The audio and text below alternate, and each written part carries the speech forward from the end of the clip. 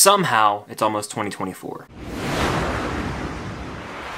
What's going on, guys? I'm Chris, and welcome back to another video. So today I got a special tier list video talking about 2024 movies. Before I get into this thing, be sure to hit that like button and drop your most anticipated films of 2024 down below. And be sure to subscribe and hit that notification bell to help reach my goal of 100,000 subscribers here on the channel. It will mean a lot. And as always, go show some love to the Unusual Couple podcast for weekly episodes. We have a blast with it over there. Alright, so this tier list consists of some of the big name releases in 2024. These are movies with a confirmed 2024 release date, and a lot of them are big blockbusters films. Obviously, there are tons of films that are smaller scale that I will end up checking out next year. These are just some of the ones with the most buzz around them as we approach the new year. And of course, I'll still have my top 10 list for my most anticipated films of 2024 dropping on New Year's Day, so stay tuned for that as well. Without further ado, let's dive into this thing. I've got some unique tiers. Alright, so the tiers I have are can't wait, very intrigued, I guess I'll watch it, not very excited, and skip. These movies are randomized, so without further ado, let's just get into this thing. Kickstarting it, we've got Ghostbusters Frozen Empire. This is the sequel to Ghostbusters Afterlife, a film that I quite enjoyed. If I'm being honest,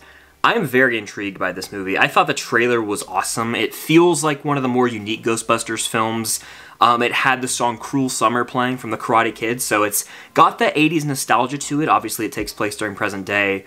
But a frozen empire and snow in a Ghostbusters film. It just feels different and unique. It comes out in March. I'm ready. I'm very intrigued to check this one out, and it looks like the OG Ghostbusters are going to have a big role in it as well, so we'll see. It's almost like they could execute a sequel trilogy done right in Ghostbusters. Where Star Wars failed, maybe Ghostbusters can do us justice. Next, we've got Godzilla x Kong, The New Empire. I'm not gonna say I'm gonna outright skip this movie, but I am gonna put it in the not very excited tier just because I'm not. I try so hard to like the MonsterVerse films, and I can never resonate with them because I don't give a damn about the human characters in the film. They're all boring and feel robotic. Godzilla vs. Kong had a cool fight scene, I will admit, but the rest of the film is highly forgettable. King of the Monsters is a snooze fest. Kong Skull Island's my favorite, so I don't know, I think that movie does the best job of setting up actual human characters and has an interesting enough story. So I watched this trailer and I just can't say I'm too excited, especially after watching Godzilla Minus One, which is one of the best movies of this year in my opinion. Check out my review linked up above. I can't imagine a world where this movie even comes close to that in quality, so I'm not very excited. There's a slim chance I'll end up checking it out though, so that's why it's not in the outright skip tier. The next one is the Karate Kid film, which is supposedly coming out in December of 2024. I call BS though, this movie hasn't even started filming yet. I am very anti this movie existing. It's no secret I love Cobra Kai, I'm a fan of the Karate Kid trilogy.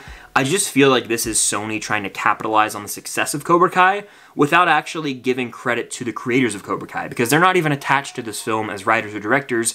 It feels like a slap in the face to them. It feels like a potential slap in the face to the ending of a Cobra Kai show that we all know and love and is a legacy sequel done right. The only silver lining about this whole situation is that Ralph Macchio is going to be in the movie, and I read his book, and if you could watch interviews with him, he turned down Karate Kid spin-offs for years because he cares so much about Mr. Miyagi's legacy and Daniel's legacy. He cares deeply for both those characters, so I don't think he would do a project that's gonna, you know, be a disservice to that, but at the end of the day, this movie feels like a cash grab by Sony. They've massacred, you know, their little Spider-Man villain universe. We're gonna talk about two of those movies here, but I can't get too excited. Why are we bringing in the Karate Kid reboot, remake, whatever you want to call it, and meshing it with the original trilogy, and is it going to even acknowledge Cobra Kai? It just feels weird to me. So I'm not very excited, but I will put it in the I guess I'll watch it category, because at the end of the day, I love the Karate Kid so much, especially the Cobra Kai series, that I guess I have to watch it. So I guess I'll watch it, but I'm not very excited for it. Next we've got Madam Web, a movie that it kind of goes in the I guess I'll watch it tier right behind the Karate Kid, because I do love to cover all of these, you know, superhero films on my channel, and I want to see what's up with it. You know, what is going on? Are we going to see Spider-Man show up in this film? Is it going to, like, confirm who the Spider-Man of this universe is? Is it going to play a pivotal role in Spider-Man 4, potentially, with Tom Holland? We really don't know, so as awful as the trailer looked at times, and especially the actual costumes, they just looked like cosplay. This looked like a fan film, to be honest with you. I guess I'll watch it. I'm not really excited, but it's like, I guess, you know, why not? Why not? Next is Venom 3. I'm honestly astounded that we've got a Venom trilogy. I think both films are just not very good. I will watch this movie, but I am not very excited for it. I'm gonna put it, like, in front of Godzilla x Kong, because at least it has Tom Hardy, and again, kind of piggybacking off the point I made from Madam Web, it has a chance to maybe tie into Spider-Man or give us some definitive answers as to what Spider-Man exists in that Sony universe. But honestly, I'm just not very excited. Venom 1 didn't work for me. Venom 2 was a step down. Can Venom 3 maybe be the best of the trilogy? Wouldn't be saying much, but, you know, it exists. And of course, another Sony movie, Kraven the Hunter's coming out. It got delayed an entire calendar year from this year to next year.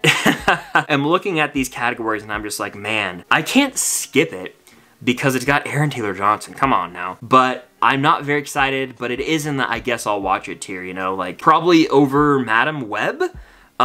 Because of Aaron Taylor Johnson. Literally, he is the selling point for this movie. It's probably gonna be awful. It looked like Morbius 2.0, but I guess I'll watch it. And the more I think about it, shoot. I'll put, nope, Venom 3 I was about to say, and I guess I'll watch, but I can't do that. I am gonna watch it, but I am like less excited for that than the other two, because with the other two films, specifically Madam Web and Kraven, it could be something new and different. With Venom, I kind of know what I'm getting myself into. Next, we've got Despicable Me 4, which as of right now is actually going in the skip category. This is a movie franchise that I haven't gone back to in years. I remember watching the first Despicable Me in theaters, the second Despicable Me in theaters, never saw the third, never watched the Minion spin-offs. To me, I feel like I've sort of outgrown the Despicable Me films. Like, I might eat my words and, you know, rewatch them all before this new one comes out and do some sort of ranking related to it, but in reality, I don't really care anymore. You're not terribly important to me. And I don't mean that as a shot to the Minions or to Despicable Me as a film franchise. I just think the ship has sailed for me personally when it comes to my interest with it, which is why I'm comfortable just skipping this one and not even going to the cinema to see it. Next, we've got Mufasa the Lion King. I am gonna skip this movie. I'm actually gonna put it down here. Now, there's a world where I end up going and seeing this, but I just don't envision that because I despise the Lion King 2019 remake. It is a movie that I think is disgraceful when compared to the original. The original Lion King is one of the greatest films ever made. In my opinion, that I've seen, it's a true work of art. And so to make this like cheap CGI lifeless remake of it was just weird to me. This apparently is like a sequel prequel deal. I don't know what they're really doing with it. However, it's something that I'm not interested in seeing. Again, feels like a desperate move from Disney, and I know the first Lion King live action remake did like what, 1.6 billion worldwide. It's one of the top 10 highest grossing movies ever, I want to say, so I get why they're doing it. Everything is business oriented at the end of the day. However, I would be skipping this one with joy. I have no desire to see this movie. Moving on, we've got Mean Girls, which I believe is a musical rendition. I know Mean Girls, the musical, spawned after Mean Girls, the film that came out in the early 2000s. I've seen this trailer a bunch. It looks fine. I do see a world where I watch this, but honestly, I'm probably gonna say skip. I'll put it at the top of skip just because there's a world where my girlfriend convinces me to go see it with her, but I'm not really like dying to see this one or anything. I'm not particularly interested in it. I mean, I just think the first Mean Girls is such sort of a 2000s classic comedy that why even try and touch that? Next we have Mickey 17. This is Bong Joon-ho's next film, the director of Parasite. That film racked it up at the Oscars. He's also made films like Memories of Murder and many more.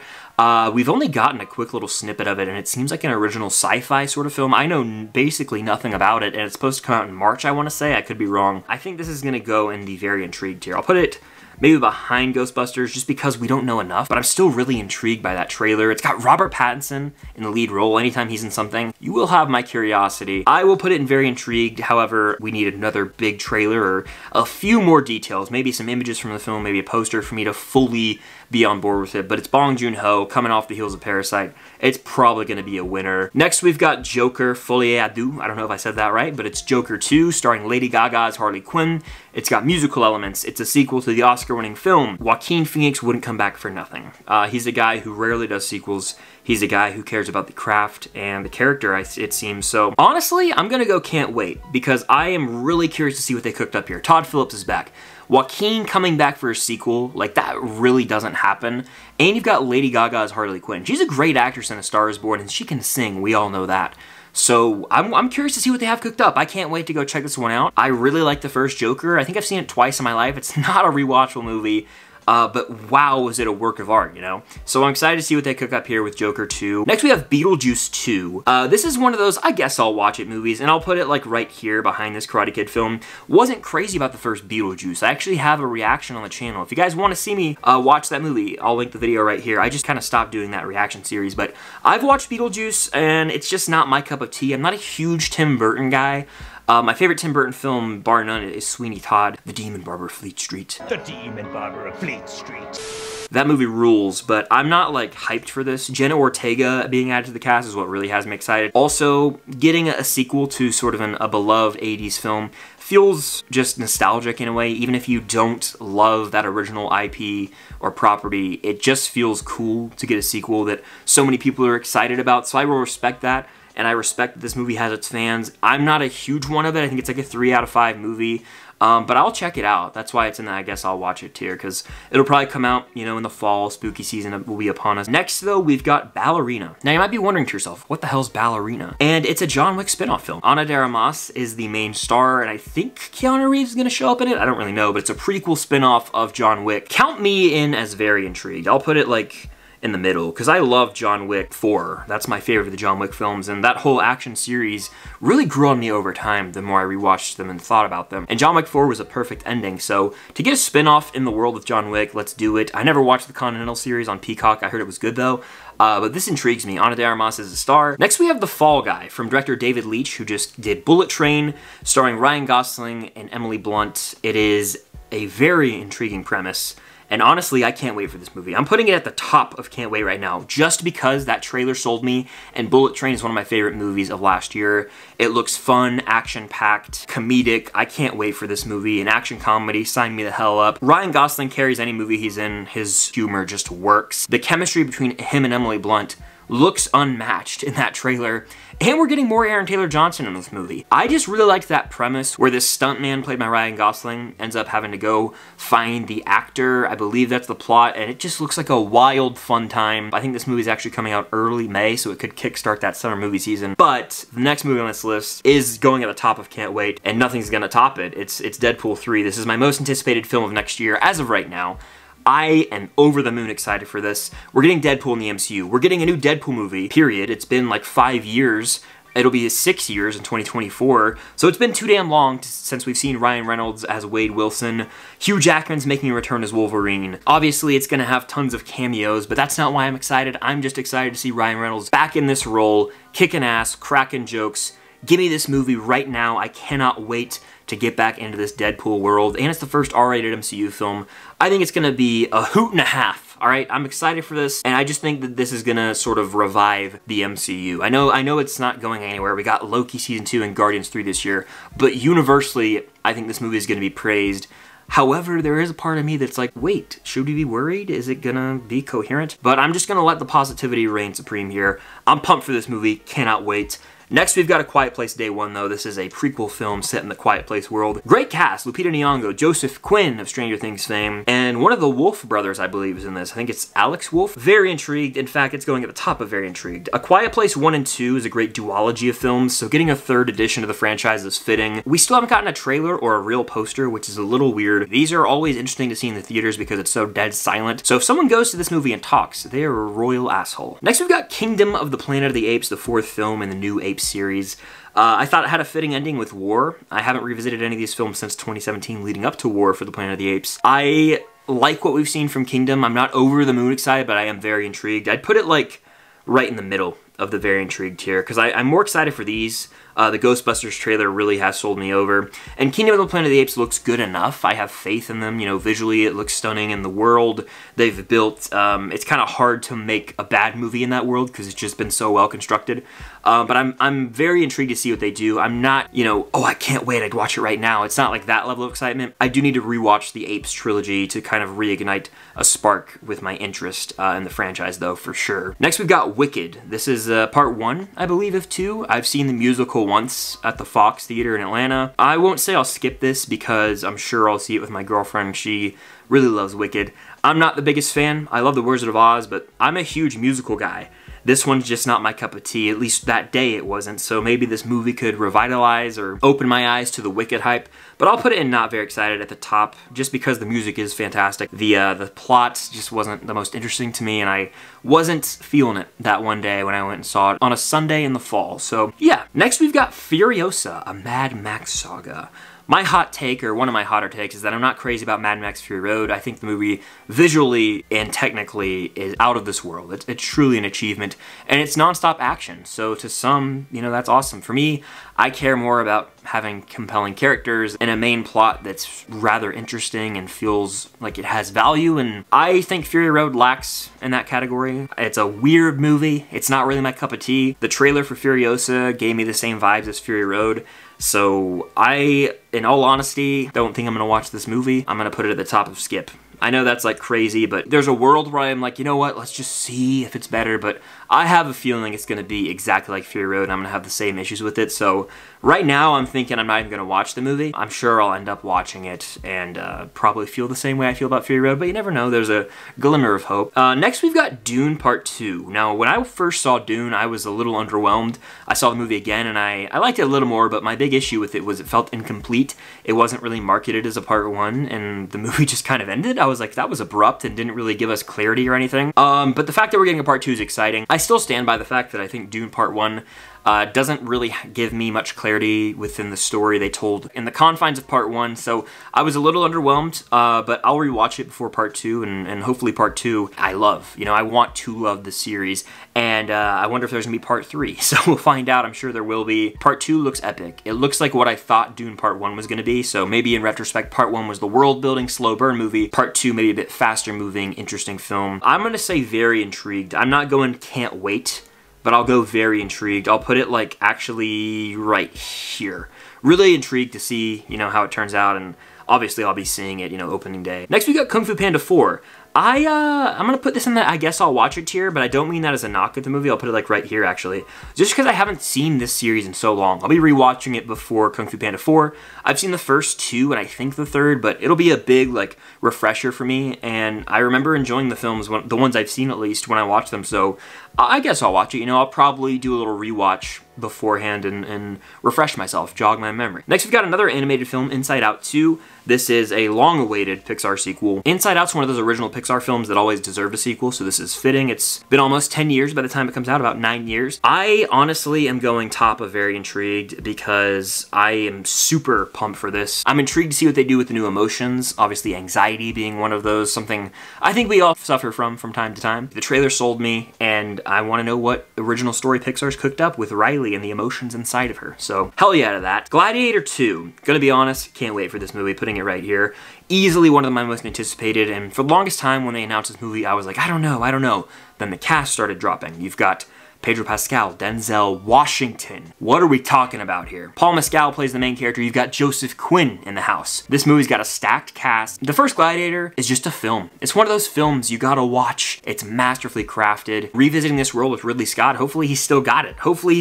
But man, I am really excited. That cast is elite. This movie has so much potential to be one of the best of 2024. Next, we've got the Lord of the Rings animated film. I think it might be actually anime, I'm not sure, but regardless, I'm not really excited for this. I'll put it at the top of excited because it is still Lord of the Rings, and a trailer could really sell me on it, but love the Lord of the Rings trilogy, enjoy the Hobbit films for what they are. Not necessarily pumped for a animated Lord of the Rings film. It's the same way I felt when I saw the first preview for Into the Spider-Verse in 2018. I was like, are we really doing an animated Spider-Man movie when we have Tom Holland Spider-Man movies? And then that movie obviously proved everyone wrong, including myself, and so maybe it could be that situation where it's like, I don't know if this is necessary, then I go watch it and it blows me away. Fingers crossed that's what it is, but I'm not very excited. I will watch it though. It's Lord of the Rings. And last but not least, we've got Sonic the Hedgehog 3, which is going to be in that Christmas release, and this movie's going to rack it up at the box office. The Sonic movies usually do. I hate to be that guy, but I'm not very excited. I'll put it like right here. I'm more excited for that Lord of the Rings movie. Sonic 1 and 2 are fine enough movies, but I also acknowledge